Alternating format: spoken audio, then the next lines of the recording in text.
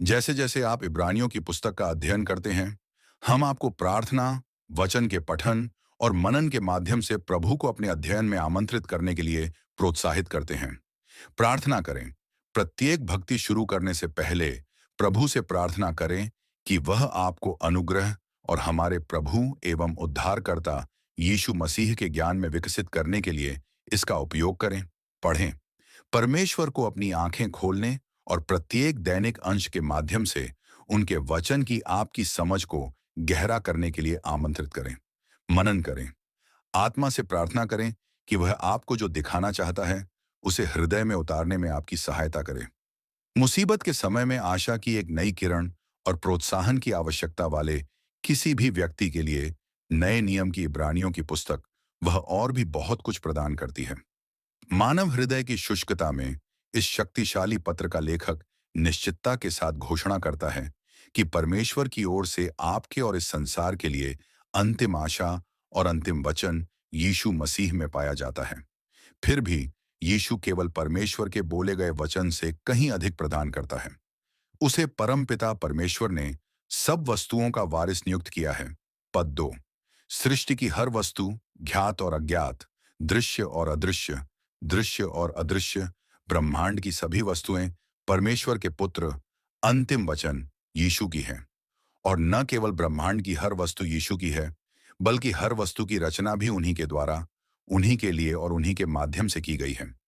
पुराना नियम हमें बताता है कि परमेश्वर ने प्रथम मानव आदम को सारी सृष्टि पर प्रभुत्व दिया था।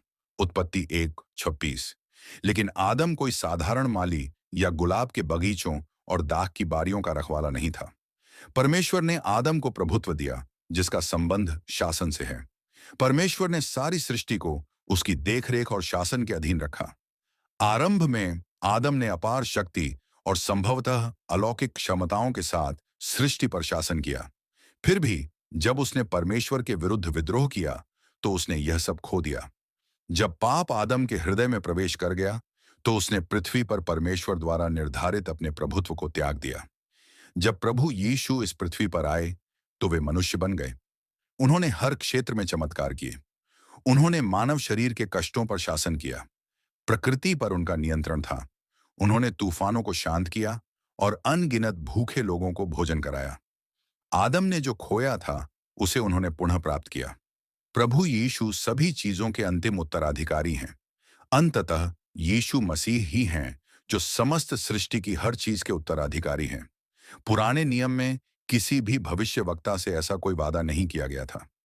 यीशु मसीह उन सभी चीजों और उन सभी से श्रेष्ठ हैं जिनका उपयोग परमेश्वर ने संसार के लिए अपनी योजनाओं और उद्देश्यों को प्रकट करने के लिए किया है।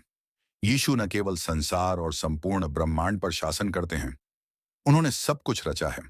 वास्तव में यह सृष्टि न केवल भौतिक संसार और सभी दृश्य अदृश्य चीजों तक, बल्कि युगों तक भी फैली हुई है। यीशु की रचनात्मक शक्ति का अर्थ है कि वे सभी मानवीय प्रयासों, गतिविधियों, रथुओं, साथ ही भूत, वर्तमान और अनंत भविष्य के सभी समयों के प्रकटीकरण को निर्धारित और नियंत्रित करते हैं। उन्होंने न केवल संसार बनाया, बल्कि आने वाले युगों को भी बनाया और अपनी शक्ति में हर चीज के उद्देश्यों को धारण किया है। क्या आपको लगता है कि आपके जीवन का कोई उद्देश्य नहीं है? आपको पहले से कहीं ज्यादा इस अद्भुत पुस्तक में पाए जाने वाले सत्य की जरूरत है। यीशु में परमेश्वर ने हर चीज में एक योजना और उद्देश्य रखा है, खासकर आपके जीवन के लिए। जैसे सूरज आपके दिन की शुरुआत करने के लिए उगता है और चांद आपकी शाम को खत्म करने के लिए ऊपर चमकता है, वैसे ही यीशु ईमानदारी और कृपा से आपके जीवन पर नजर रखते हैं। क्या आपको लगता है कि आप किसी पागल, बेकाबू, अप्रत्याशित ब्रह्मांड में जी रहे हैं? फिर से सोचें। सब कुछ यीशु का है और वह अपनी सामर्थ्य के वचन से, पद 3, सभी चीजों को पूरी तरह से अपने स्थान पर रखता है और इसमें आपका जीवन भी शामिल है। वह बोल रहा है। क्या आप सुन रहे हैं? 1। आपको क्या लगता है कि परमेश्वर ने भविष्यद्वक्ताओं और प्रचारकों के माध्यम से दुनिया से बात करने के बजाय अपने पुत्र के माध्यम से बात करना क्यों शुरू कर दिया? 2। इब्रानियों का लेखक हमें यह बताना चाहता है कि यीशु ने हमें केवल परमेश्वर के बारे में नहीं बताया, उसने हमें देहधारी परमेश्वर को दिखाया। परमेश्वर की कार्य प्रणाली में इस बदलाव से उसकी आज्ञा मानने की हमारी इच्छा में क्या बदलाव आना चाहिए? 3. अगर आप सचमुच मानते हैं कि ब्रह्मांड की हर चीज यीशु की है, तो आप प्रार्थना में उनसे क्या मांगेंगे? अतिरिक्त संसाधन डॉ जे वर्णन मैक्की की इब्रानियों 1:1 से 2 की पूरी शिक्षा सुने।